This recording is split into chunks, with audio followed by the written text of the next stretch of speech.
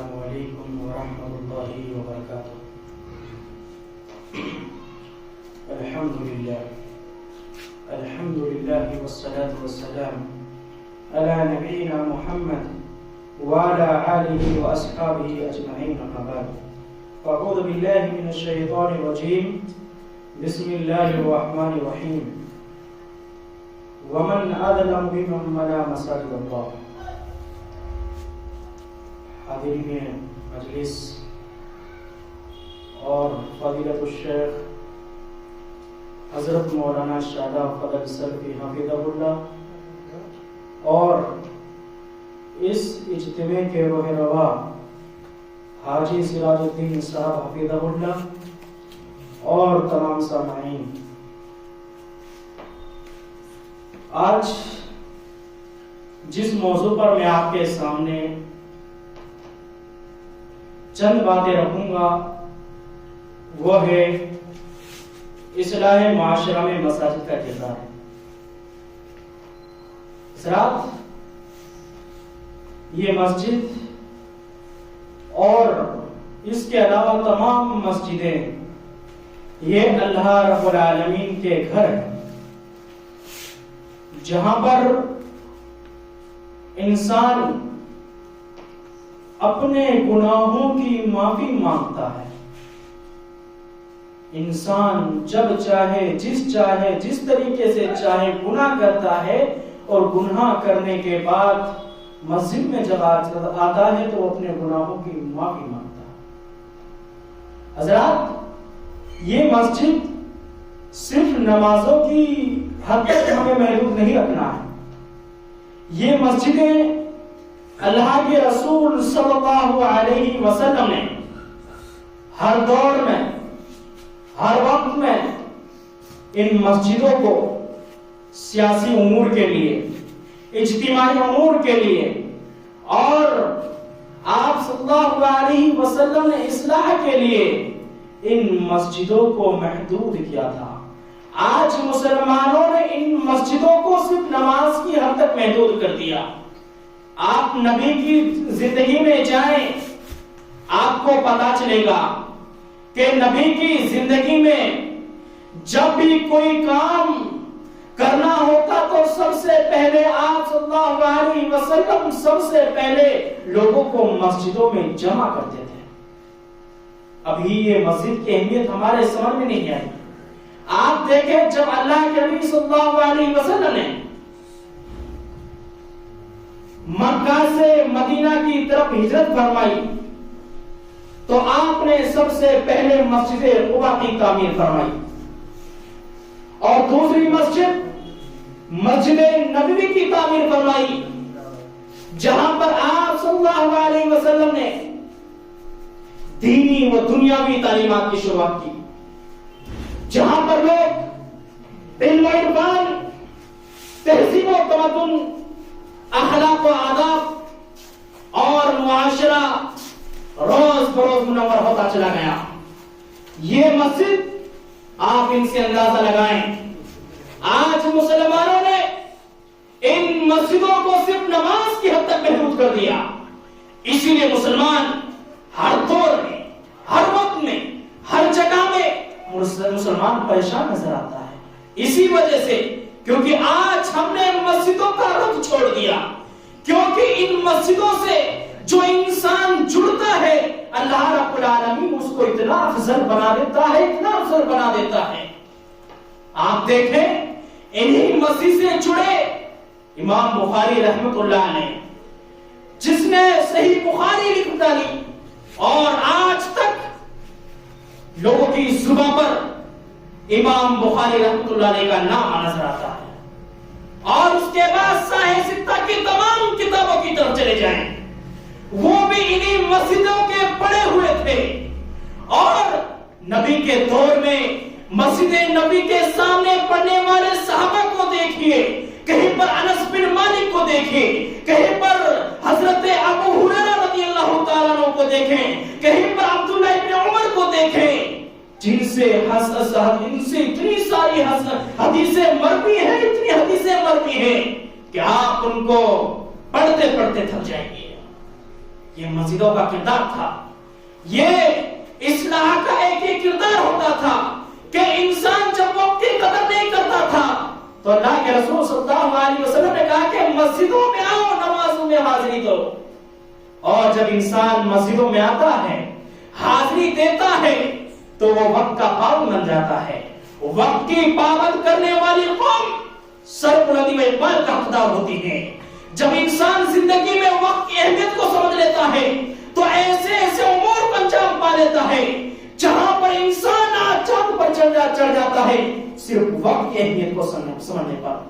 اور مسجد کی اصلاح میں آپ دیکھیں کہ جب انسان مسجد آتا ہے تو معاشرے سے برائیاں ختم ہو جاتی ہیں اور صلاۃ جیسے اچھے اور بہترین فریضے کو ادا کرتا ہے. فرمایا ان الصلاۃ تنہی عن الفحشاء والمنکر, بے شک نماز بے حیائیوں سے روکتی ہے, بے شک نماز برائیوں سے روکتی ہے.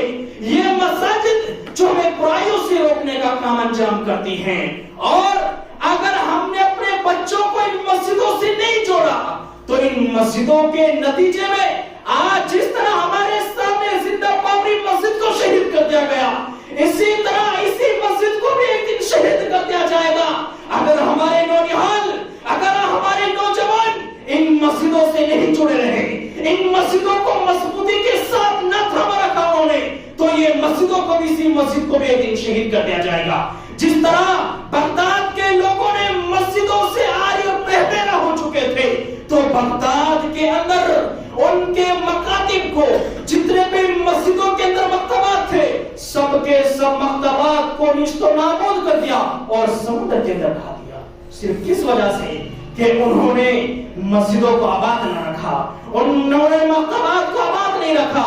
میرے بھائیوں, آپ اس سوچ میں ہیں کہ مسجد میں رہ کر انسان کیا کام انجام دے سکتا ہے, مسجد میں رہ کر انسان کیا کام کر سکتا ہے. اور میرے بھائیوں, ایسا نہیں ہے. زندہ مثال امام الہند مولانا ابوالکلام آزاد رحمۃ اللہ علیہ کو دیکھو.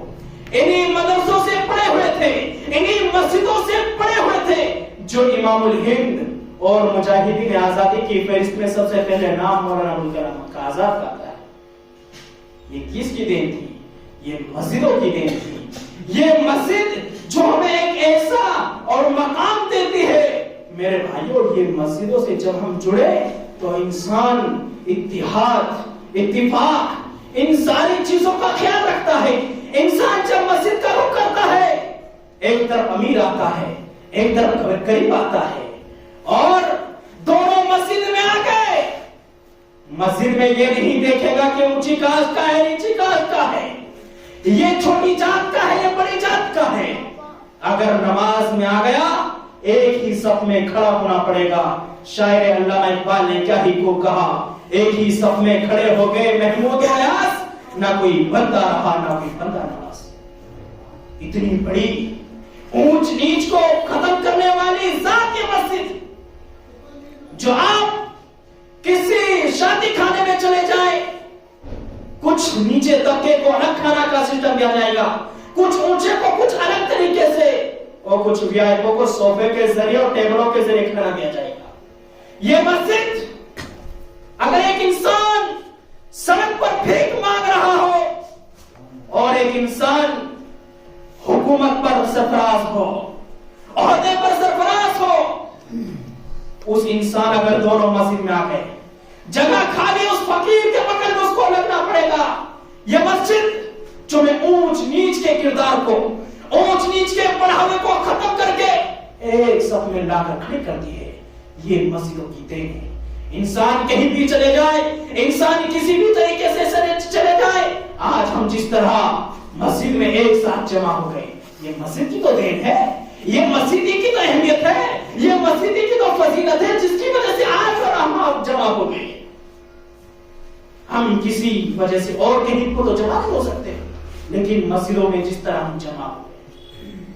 اور اتنا ہی نہیں, جو انسان مسجد میں زیادہ دلچسپی رکھتا ہے, مسجدوں کا رخ کرتا ہے, اللہ تعالیٰ نے, اللہ کے رسول صلی اللہ علیہ وسلم نے فرمایا وَرَجُلٌ قَلْبُهُ مُعَلِّقٌ بِالْمَسَاجِدِ, کہ انسان کا دل جب مسجد سے چمٹ جاتا ہے تو اللہ تعالیٰ اس کے لیے جس دن کسی چیز کا سایہ نہ ہوگا, سوائے عرش الہی کے اس انسان کو عرش الہی کا سایہ بھی نصیب ہوگا. یہ مسجد کی اہمیت اور مسجد سے دل لگانے کی فضیلت ہے میرے بھائیوں. جب قیامت برپا ہوگی تو کسی چیز کا سایہ نہ ہوگا تو سوائے عرش الہی کے سائے کے علاوہ کوئی سایہ نہ ہوگا. جو انسان مسجد کا رخ کرتا ہے، اگر ظہر پڑی تو اثر کا انتظار کرتا ہے، اثر کا انتظار کرتا ہے اور اس کا دل بے قرار ہے، اس کا دل مطمئن نہیں ہے کہ وہ سوچتا ہے کہ کب اذان لگے، کب مسجد کا رخ کروں، تو اس کے لیے اللہ رب العالمین نے عرش کے سائے میں جگہ دی ہے. اس سے بڑا اور آپ کو کیا چاہیے؟ یہ مسجد جو ہمیں ایسے ایسے مقام کو، ایسی ایسی چیزوں کو ہمارے سامنے رکھتی ہے جہاں پر ہمارے بچوں کی اصلاح، جہاں پر ہمارے نوجوانوں کی اصلاح کرتی ہے مسجد. اگر انسان غلط راستے پر امام مسجد میں اس کے لیے خطبہ دے رہا ہو، امام صاحب کہہ رہا ہو کہ زنا کے قریب نہ جاؤ، اس نے سنا، وہ اس سے رک گیا. افسوس کی بات تھی جب میں آ رہا تھا سفر میں، میٹرو میں میرے بغل میں مسلم خواتین، اللہ کے گھر میں بیٹھا ہوں چپ نہیں ہوگا، مسلم خواتین تھی میرے بغل میں بیٹھی ہوئی تھی اور اس کے بغل میں غیر مسلم لڑکا تھا جس کے ہاتھ میں ہاتھ تھما رکھے تھے، آنکھوں میں خون کے آنسو تھے. سوچ رہا تھا کیسا ماجرا ہے، مسلمان لڑکی ہے اور اس کے سامنے وہ جس سے ہاتھ ملا کر بیٹھے غیر مسلم لڑکا تھا، دھاگا اس کے ہاتھ میں اوم لکھا ہوا تھا. آپ نے کیوں ہم نے اپنی بچیوں کو مدرسوں سے نہیں جوڑا، مسجدوں سے نہیں جوڑا؟ اگر ہم مسجدوں سے جوڑتے اور مدرسوں سے جوڑتے، پتہ یہ چلتا کہ غیر مسلم کے ساتھ ہاتھ ملانے کی کیا سزا ہے اور اس کا گناہ کیا ہے. ہم نے ان کو، اپنی بچیوں کو مسجدوں سے چھوڑ کر کے، مدرسوں سے چھوڑ کر کے اسکول اور کالجوں کا رخ ان کو دیا، جس کے نتیجے میں باپ اپنے آنکھوں سے آنسو نکالتا ہوا رہ جاتا ہے، بیٹی غیر مسلم کے ساتھ فرار ہو جاتی ہے. کس وجہ سے؟ ہم نے ان کو مسجدوں سے نہیں جوڑا. مسجدوں سے جب جوڑیں گے، مدرسوں سے جوڑیں گے تو ان کی دنیا بھی سنورے گی اور آخرت بھی سنورے گی. میرے بھائیوں، مسجد کا چھوٹا بڑا مقام نہیں ہے. جو مسجد اصلاح کرتی ہے لوگوں کی، وہ کوئی دوسری چیز اصلاح نہیں کر سکتی. جب انسان مسجد میں آتا ہے، امام کہتا ہے انما الخمر والمیسر والانصاب والازلام رجس من عمل الشیطان، کہ جوئے، شراب اور جو یہ تم آزمائش کے لیے، اپنی تخدیر کے لیے جو تم یہ تجاویز اختیار کرتی ہو، سب حرام ہے. اگر مسجد میں آئے گا تبھی تو پتا چلے گا. جب مسجد میں نہیں آئے گا، کہیں دوسرے راستوں پر جائے گا، وہ غلط کام بھی کرے گا، برے برے کاموں کو انجام بھی دے گا، کسی غیر لڑکی کے ساتھ بھی جائے گا.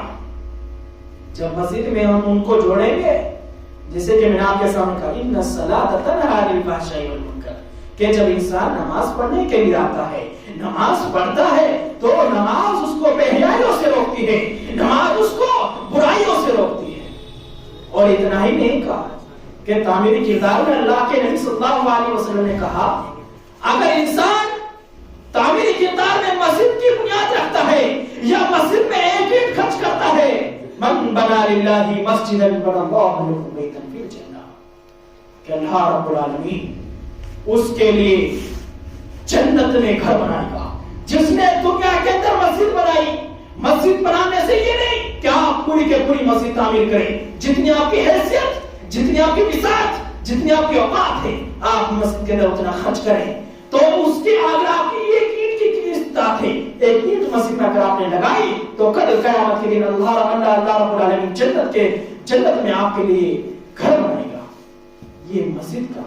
اور سیاسی کردار کو مختصر دیکھ لیجئے کہ جو بھی کوئی بھی نبی کے دور میں کوئی بھی پریشانی نہیں ہوتی کسی جنگ کے لیے، کسی چیز کے لیے، آپ صحابہ کو مسجد کے اندر لایا کرتے تھے، صحابہ کو مسجد میں اکٹھا کیا کرتے تھے اور وہیں پر صحابہ کے لیے وہ اختیار کرتے، ان کے لیے کمانڈ اختیار کرتے کہ آپ کو وہاں جانا، وہاں یہ کام کرنا، وہاں کو یہ کام کرنا.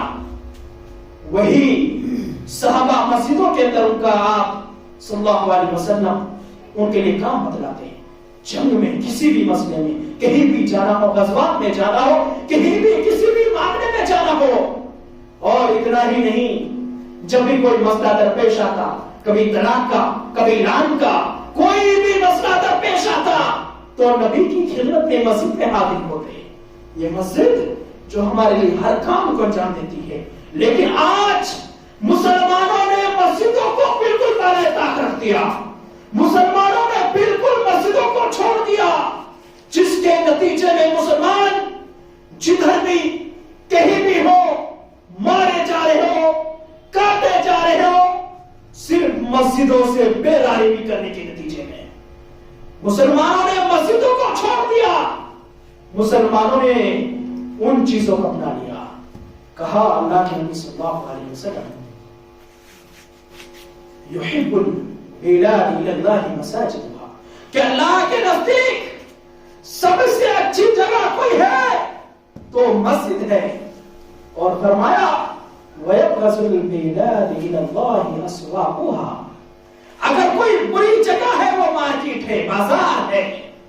آج مسلمانوں کو دیکھ لیجیے, مارکیٹ میں نظر آئیں گے جہاں پر قیمتیں ہوتی ہو, چغل خوریاں ہوتی ہو, جہاں پر ایک دوسرے کے خلاف بغض رکھتے ہو اور عداوت اور دشمنی کے بازار گرم ہوتے ہو, وہیں پر مسلمان آپ کو نظر پاتا آئے گا. جو اللہ کی نظر میں سب سے گھناؤنی, سب سے گندی جگہ ہے وہ بازار ہے. مسلمانوں کو دیکھ لیجیے, سب سے زیادہ مسلمان مارکیٹ میں نظر آئے گا. اور آپ کو کتنے فائدے بتاؤں, وقت نہیں ہے, وقت محدود تھا. جیسا کہ بتایا کہ مسجد کا یہ پروگرام ہمیں صرف عشاء تک چلانا ہے, کیونکہ میرے بعد مہمان خصوصی, خطیب خصوصی فضیلت الشیخ مولانا شاداب فضل سلفی ہیں. میں انہی چند باتوں پر اکتفا کرتا ہوں.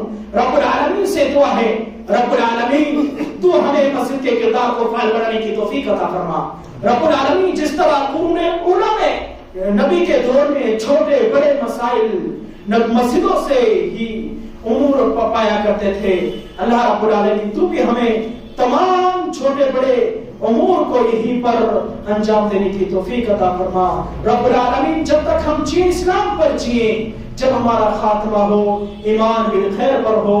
وآخر دعوانا الحمدللہ رب العالمین, والسلام علیکم ورحمۃ اللہ وبرکاتہ.